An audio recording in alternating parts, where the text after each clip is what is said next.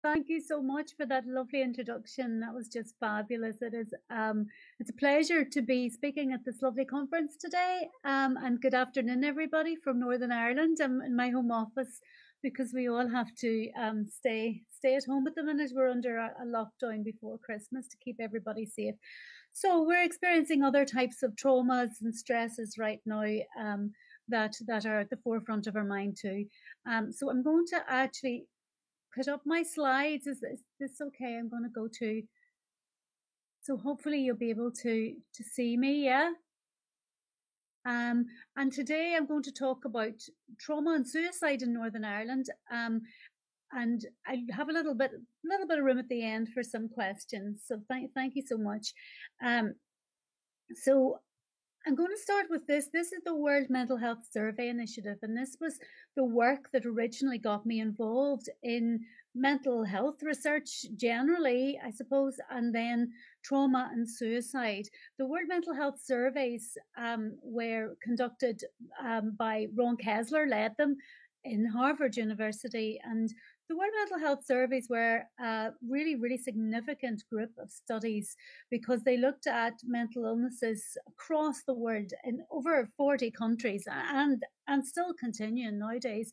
In 2005, Northern Ireland joined this consortium, and I was a researcher on the Northern Ireland Study of Health and Stress, which was the World Mental Health Survey for Northern Ireland.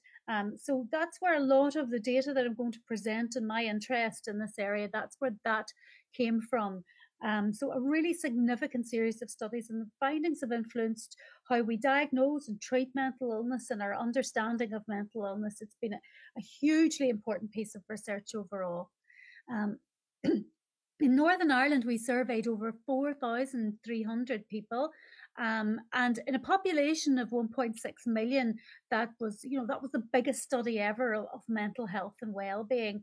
And we found some really interesting things when we did that survey. We didn't expect many people to participate, to be honest. We felt people weren't going to be interested in this, but actually it was hugely successful, and our response rate was over 67%. So that's a really important thing, I think, to note. And then when we adjusted, we found that our populations had really high rates of mental illness and really high rates of trauma. And so let's look at this. The figure for any mental illness, and these are the psychiatric criteria for any mental illness, was 39%. And that's nearly 4 in 10 people. And when we looked at mood disorders like anxiety and depression, again, these are disorders that are associated with suicidal behavior, although we weren't thinking about suicide really so much at that stage. 1 in 5 of our population here had mood disorders, and those were among the highest. We were in the top 3 for all of those mental illnesses, but we were highest for post-traumatic stress disorder at 8.8%. This was a surprise. It shouldn't have been a surprise, but in those days we believed that we had gone through the troubles and that we were engaged in a peace process and that we had mainly done okay. There wasn't so much conversation. In fact, when we published these figures, a lot of the media criticized them and said that, this was terrible to be saying this about our population, that actually it was stigmatizing, and we really felt that, but it was important to get the message out. So this was from a 2011 paper. We started publishing from this work in 2008 onwards. In this same study, we asked people about their exposure to the conflict and to traumatic events relating to the Northern Ireland conflict. And again, this was a really, really shocking finding that 4 in 10 people in Northern Ireland had witnessed or experienced a conflict-related traumatic event. Now, these are events that are very serious, like bombings, riots, shootings. So these would be events that carry a high risk for trauma-related mental health problems following them. Almost 1 in 5 people, again, 18%, saw someone killed or seriously injured. Again, that was really, really shocking. But and we thought this was very, very surprising, and we were talking to the government and everything at that stage, and we really hadn't prioritized mental health at all then. And this was, I think, the first piece of work that really launched mental health and conflict and trauma onto the agenda, onto the policy agenda here. This is a little picture. So I live in Northern Ireland. I live outside Derry, and my local village is Claudy. And this is a photo from the bombing that happened in Claudy. This happened 4 years before I was born, um, and my mother was actually involved in this. My mother has a shop. She still has a shop on the main street, so just into the distance. And one of the cars that blew up outside her shop. Now, she had escaped to safety at that stage, but she witnessed the aftermath of that. So, I mean, we talk about our work having a personal resonance, but thinking about your parents and how they reacted to trauma, and then how that impacted you. So now my research is all about the next generation, really, and the transgenerational impact of trauma. And I'm thinking about how something that my mother experienced has impacted on me, and how that might end up impacting in my child, and how we all play different roles in this. So in the Claudy bombing, there were 9 people killed, and one of the people, one of them was a 9-year-old child called Catherine Aiken, and that was my mother saw Catherine, and she saw her death there that morning.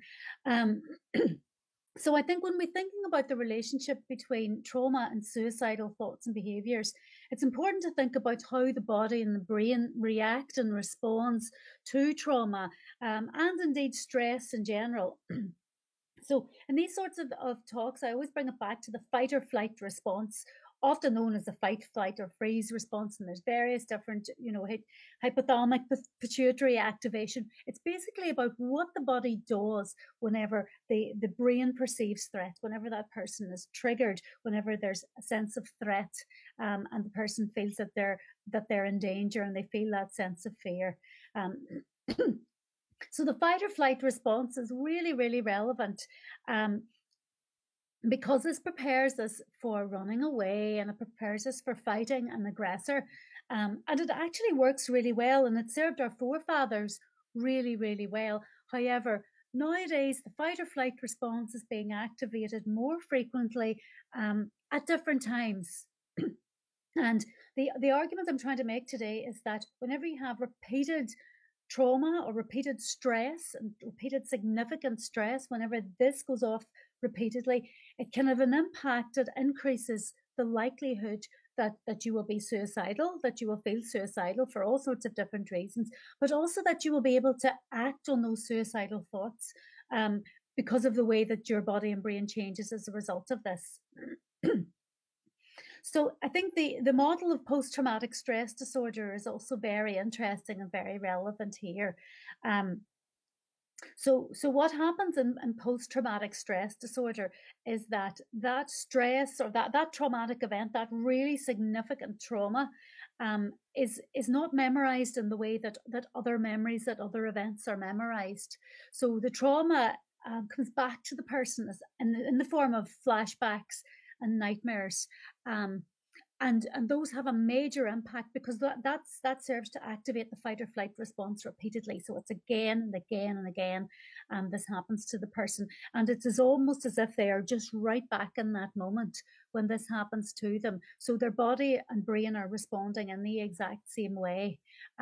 So that is a repeated activation of the stress response, which in effect recalibrates that stress response and changes how the person behaves in relation to stress afterwards. So it's almost like the stress response is reset at a lower level, so the person will become more hyper vigilant. Their stress response will become activated more and more easily. So this is related to impulsivity, which of course is related to action in response to suicidal thoughts, and action that might lead to suicidal behavior in the face of crisis.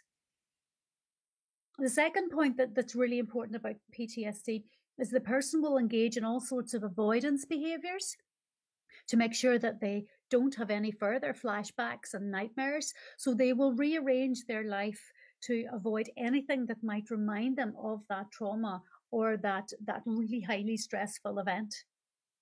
And that avoidance can lead to the person avoiding ever talking about it, and it can mean that they avoid asking for help, about this particular traumatic event because they're scared to communicate it.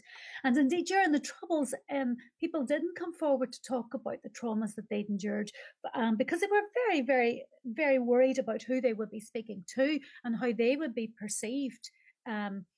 Because we still have this divided community in Northern Ireland, and I speak to veterans in my current role, and even ex-prisoners, and they will talk about how they can't come forward to talk about trauma.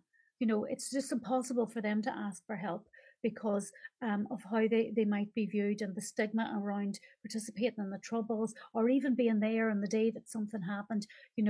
That is just so hugely difficult, and people don't want to talk about that nowadays, even though we're well out the other side of it. So that avoidance is a set of symptoms that's really relevant as well, because people don't engage in help-seeking behaviour, and of course that increases the risk of suicide as well. And then the numbing part of it is very, very important too, and that is the flattening of emotional response. So that affects relationships. And some people in our World Mental Health Studies, we did some qualitative follow-up studies of people who had PTSD relating to the Troubles, and they talked about how they had difficulty feeling loved. They felt the world was a very, very dangerous place. They couldn't communicate love to their children, and they felt very much that they were cut off from all their social connections. And again, that is associated with suicidal behaviour. I mean, if we look at all of the models and the theories of suicide, those emotional connections, those social bonds, the social context is so hugely important to recovery. So avoidance and numbing, flashbacks and nightmares, and hypervigilance, all of those things that come with PTSD are associated in various different ways with suicidal thoughts and suicidal behaviour.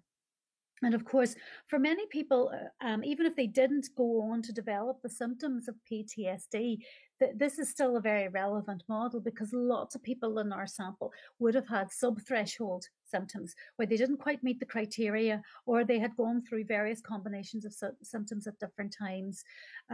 So that's a difficulty that we're dealing with. And when we did some analysis, we found that the traumatic events relating to the Troubles did account for the higher proportion of PTSD that was in Northern Ireland, and the conditional prevalence of PTSD, that's prevalence of PTSD in people who had a trauma, was 17.6% here, which was higher than other places. We had 7 people in our sample who said that they were perpetrators, and all of them reported having PTSD. So, and this is something I'm seeing more and more, that people who participated from whatever side, in either as a military, police, people who were involved with paramilitary organizations, the majority of them would have really serious trauma-related problems and trauma-related mental health problems. So one of the things that we did in response to all of this research was presented to the Commission for Victims and Survivors in Northern Ireland, and we identified the risks of trauma, and we identified, then we started to look at that stage what the association was with suicidal behaviour. So we'll talk about our suicide rates later on in this presentation, but as we were doing this work, we kept going to the government again and again and saying, hey, there's something we need to look at here. We have an enormous amount of suffering still in our community in Northern Ireland that needs to be addressed. In the World Mental Health Surveys, in the study that we did, there were a series of questions about suicidal thoughts and suicidal behaviour. And this was something that I led on the analysis of this. So at the time when this was happening, Northern Ireland's suicide rates had risen significantly after the conflict, and they were the highest in the UK at that stage. So we were starting to get concerned about our suicide rates and wondering what the reason was that our suicide rates had risen so much after the period of conflict. We were wondering why this might have been the case. So we did this analysis based on the suicidal behaviour questions in our survey. And what we found in this was that, first of all, our proportions of suicidal ideation were high. So we have 10% of females and 7% of males had lifetime suicidal thoughts. The rates of suicidal plan were about the same for females and males at 2.4 or 2.5%. And we found that the lifetime suicidal the attempt figures were really, really interesting here, 4.3% and 2.3% for males. What these results showed us was that not only were suicidal thoughts very common, more common than we had thought, but that there were, particularly in women, there was evidence here of people who had attempted suicide without having a plan.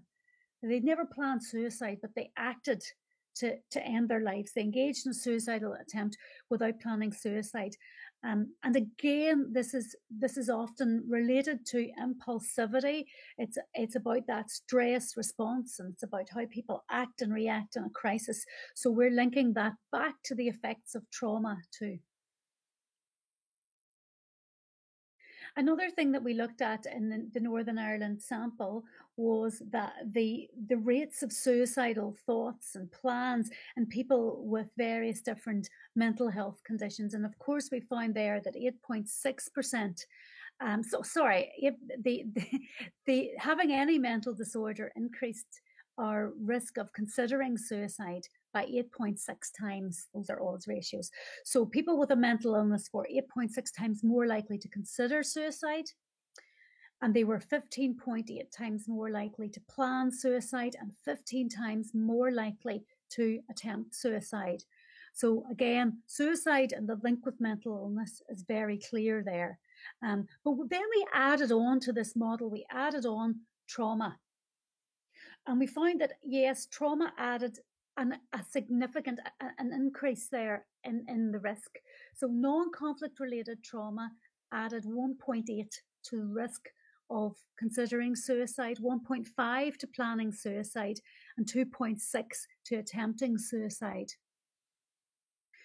Conflict related trauma again added to the risk there of, and that should be 2.3, sorry, not 23, of considering suicide and planning suicide. But conflict-related trauma didn't add to the risk of attempting suicide. Although it's there, that's not statistically significant.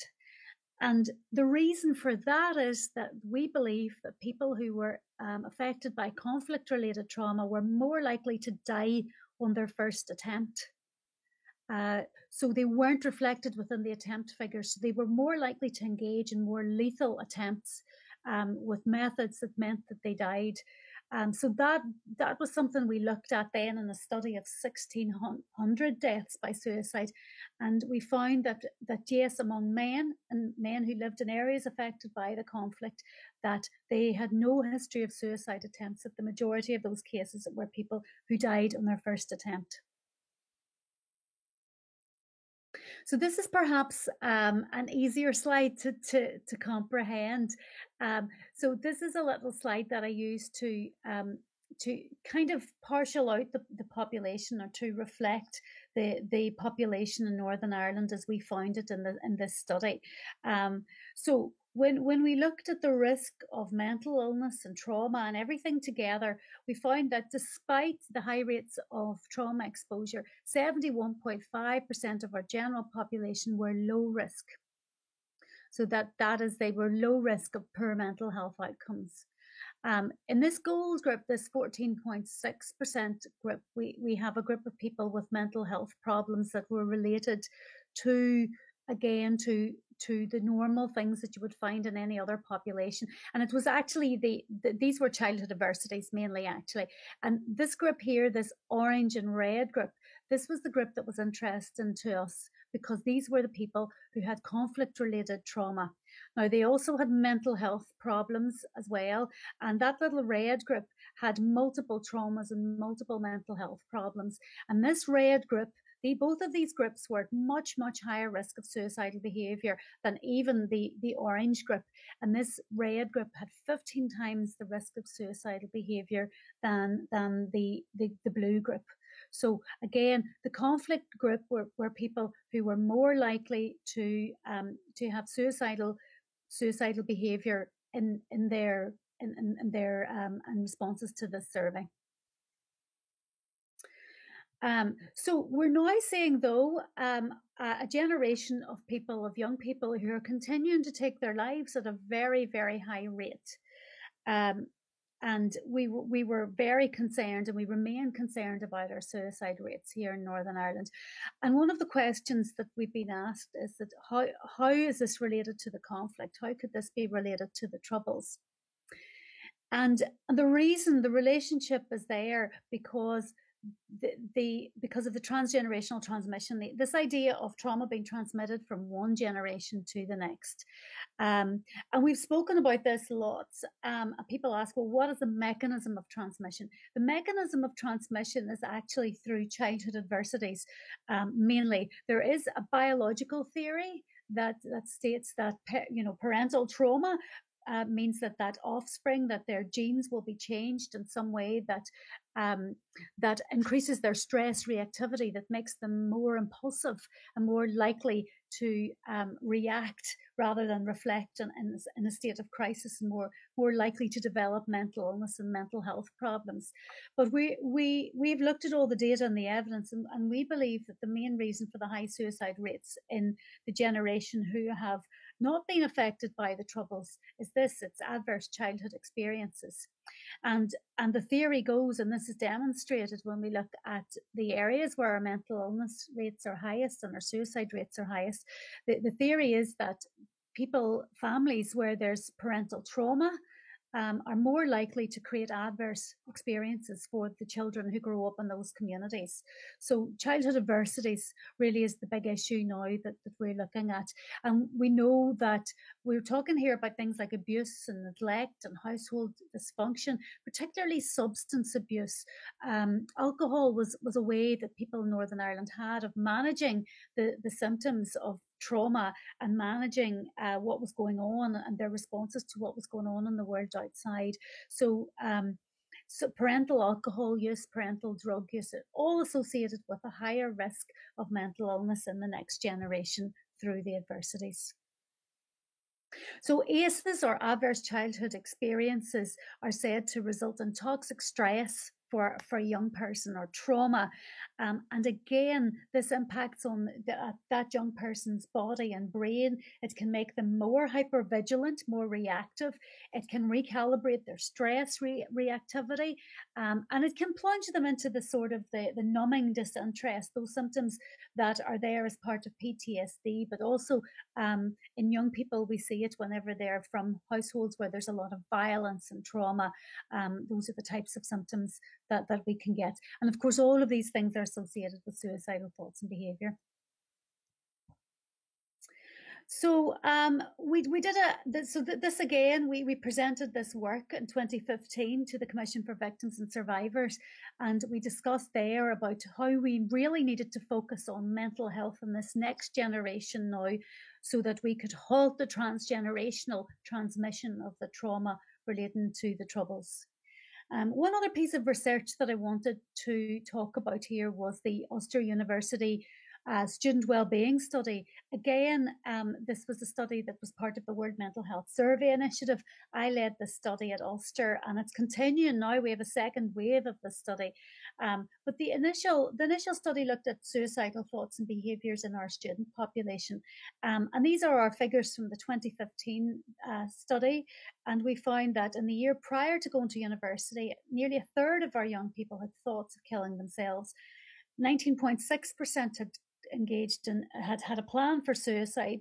Same proportion exactly had self-harmed at one stage or other in their lives, and 7.7% had attempted suicide. So this was really, really worrying. And the majority of these students had never witnessed anything to do with the Troubles. They'd never witnessed any of the violence that their parents had. So again, we tested our theories, and we looked at and lo and behold, when we asked about the Troubles, most of them reported that it hadn't affected them. Although there's other studies showing that it depends what questions you ask too, because some young people will tell us that their parents have been affected, if we ask things in the right way. So what were the predictors of mental illness and suicidal behavior in this group? Again, the mental illness there is important, mood, anxiety disorders. But ACEs was a really high, really strong predictor of mental illness and suicidal behavior in this group. So ACEs increased the risk of mood disorders by 3 times. It increased the risk of anxiety disorders by nearly 6 times. And ACEs increase the risk of suicidal ideation, suicide plan, suicide attempt, and self-harm. And when I say ACEs here, this was a group of students who had particularly high rates of ACEs, and we used latent class analysis to determine this group, to establish this group. So this wasn't your 3 or more ACEs, this was a group of students who had ACEs as categorized, as defined by the data in a latent class analysis.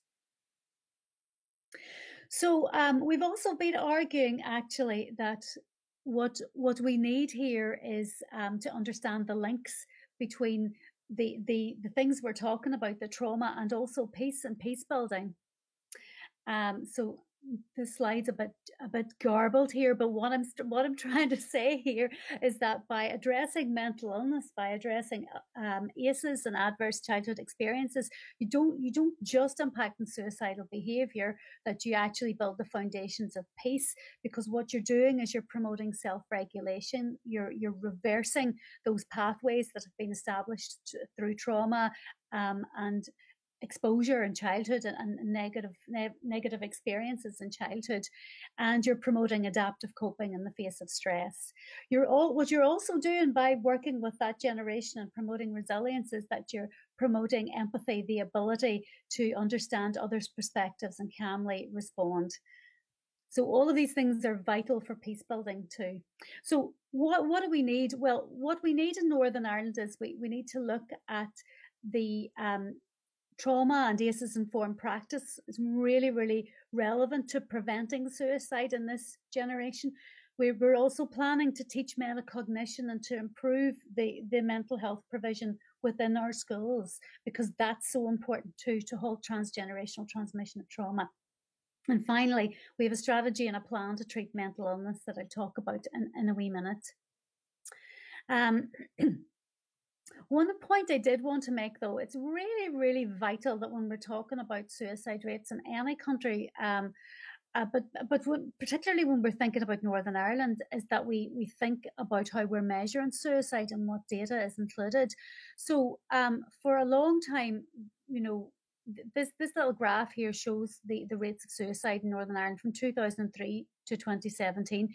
And you can see there that the overall figure is in orange. And it went right up from 2004 to 2004 to 2005. There was an increase, and then our increase in males was really rapid in that time, and it stayed high. And in every other place in the UK and in many other parts of the Western world, suicide rates have declined. And we were so concerned, particularly around this time when we had a suicide prevention strategy. We did a lot of work to reduce the suicide rates here, and yet our rates were still much higher than other places. So this is our report from 2018, the suicide statistics from Samaritans. In Northern Ireland, our male rate was 29.1, compared with England there at 14 per 100,000, Scotland 19.9 per 100,000. Republic of Ireland measured slightly differently, but much lower. Whoops. So this was so concerning, and at the IASP conference in Derry, I spoke about the fact that our rates were high and they weren't going down, and how we needed urgent action. And there's been just so much concern, and people from all around the world have spoken about Northern Ireland's high rates and how they how we failed to tackle this issue, and what a terrible place Northern Ireland was, because that's the inference when you talk about this stuff. But actually what we discovered last year was that we weren't counting our suicides. Since 2015, we weren't counting our suicides in the way that we should have been, and that a number of drug-related deaths were actually being included in our suicide figures. And when those were reanalyzed, there was a process undertaken in 2019 where these were reanalyzed. We found that our rates were actually much lower. It reduced our rates by about a third. So we thought that we had 300 deaths every year by suicide here, and actually the true rate was about 200. Because of all those extra drug-related deaths. It was a coding issue. It was the way drugs, self-inflicted deaths due to undetermined intent, had always been included in our suicide rates. But the drug-related deaths had actually increased to the point where they were skewing our figures. So this year, we had to do a lot of work with the media and with the public to explain that the rates that we had been reporting were probably not actually accurate, and that it was likely that our rates had in fact fallen around the same time as we'd implemented all of these suicide prevention strategies. So that's something that I just wanted to highlight, because that's ongoing, and we're now going back to 2015, and we'll have a new graph in next year, later next year, we'll have a new graph that may well show a decline in suicide rates here. So one of the things that the government did in response to all of this stuff, my work, lots of other people, and the general increase in the profile of mental health and mental illness across the Western world, we're recognizing the difficulties that people have, was to instigate this role as mental health champion. And what this was somebody who would oversee the development of policies and strategies. And this was included in the New Decade New Deal, the New Decade New Approach deal that we brought to the public in January. The government produced this in January. All of the parties signed up to it. It got our government back again. And in there, they had a commitment to a mental health plan, which included a mental health champion. So a mental health champion in Northern Ireland, the mental health champion is a public advocate. So somebody who represents the voiceless, people who are suffering from mental health and suicidal thoughts and behaviours, and then influences policy and practice, and also acts as a network hub for the discussion of all of these issues. And in July this year, I was asked to take on that role on an interim basis, and we're currently implementing lots of things now to try and reduce our rates of suicide further, but also to improve the mental health services that we provide to the population. And that includes suicide prevention services and crisis intervention services, and how we investigate and deal with deaths by suicide when they occur in the care of mental health services. So I'm doing that job right now, and also continuing to do some work on transgenerational trauma and resilience. We have a program of cross-border resilience programs that I'm involved in as well. So that's my current job and my current role. So thank you very much. There's a huge team of people involved in all of these studies, but the main persons that we need to thank are Brendan Bunting, Finola Ferry, Sam Murphy, Margaret McLafferty, and Cherie Armour. Thank you, Siobhan, for a very interesting presentation. We will move on to another presentation, but before doing that, we have 5 minutes to take questions. And one of the questions that we have is about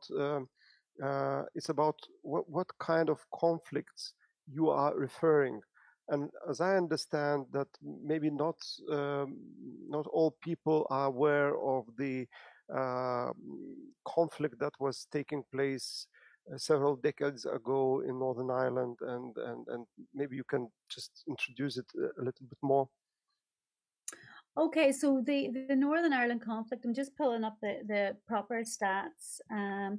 It was, the Northern Ireland conflict was a conflict really about the status of Northern Ireland in relation to the United Kingdom.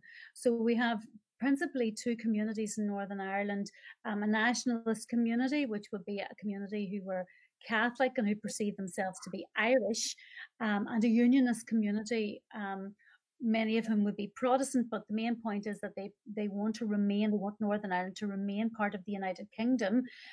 And the of course Northern Ireland currently is part of the United Kingdom, so the Troubles was essentially a war or a conflict that was waged by the nationalists that that started with the nationalists declaring that we should have a united Ireland again, that Northern Ireland should rejoin Ireland. So it's this dispute about whether Northern Ireland should be part of Ireland or the United Kingdom. At present, we're part of the United Kingdom. But I'm just looking at the figures here. Yeah, so the total number of people that died is it's actually 3,500. I thought it was around 3,000, but 47,000 people uh, were injured as part of this conflict, and many more people suffered trauma. So what we found there in 2005, as I say, was 39% of the population had witnessed a traumatic event relating to the Troubles.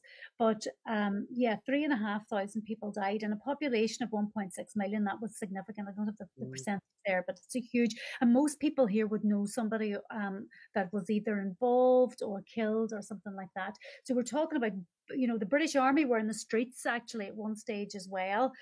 So main paramilitary groups that were fighting against the British Army were the IRA, and then there were several Protestant loyalist unionist paramilitary groups that were established to fight against the IRA, which was the Irish Republican Army. And there's also another Irish paramilitary group called the Irish National Liberation Army, the INLA. So that hopefully that explains it a bit. It's really difficult to explain this stuff without, in a really neutral way. Even even now, it's really, that's a real challenge. Yeah. Yeah. So, and we are talking now about the years ranging from when to when? The Troubles started in the late 60s, yeah, the late 1960s, and the Troubles were said to end in 1998 when we had the Good Friday Agreement. It was a peace agreement. But of course, there have been continuing difficulties, and our government, where there was a row 3 years ago, and our devolved government broke down then. And in January this year, they had this new decade, new start deal, which included all the mental health stuff, and that's got everybody back again. So now we have joint leadership. We have a unionist leader, Arlene Foster from the Democratic Unionist Party, and then Michelle O'Neill is the nationalist leader from Sinn Féin. And there's so Arlene, DUP First Minister, Sinn Féin are the Deputy First Minister, and those were considered quite extreme political parties, at one stage, but they've got the majority of votes now. Okay, so we will have some time for more questions, but just one before we're going to listen to Danuta is about, you were talking mainly about transgenerational trauma, meaning that people who experienced traumatic experiences, they would pass this trauma to their children through the mechanism of adverse childhood experiences. But the question that one of our participants asks is about, do you have any data about the difference on, children who experienced trauma during Troubles and, adults who experienced trauma during the Troubles? Unfortunately, I don't, but I know many children were affected. Many of them were affected. I have a book about the children who died in the Troubles, but many more. There's lots of footage online of children and schools that were affected by various different things in the Troubles. So we don't have that, but it would have been significant. So that sort of trauma as a child, witnessing death and bombs and shootings, that would have been really significant. There's no doubt about that. But we know about the type of trauma, of how it would impact on a child's development, and there were no services and no consideration actually of children's mental health through that. Okay, so you just pause for 40 minutes, and actually not pause, but listen for another presentation, and we will get back to have more discussion. So thank you again very much for your presentation.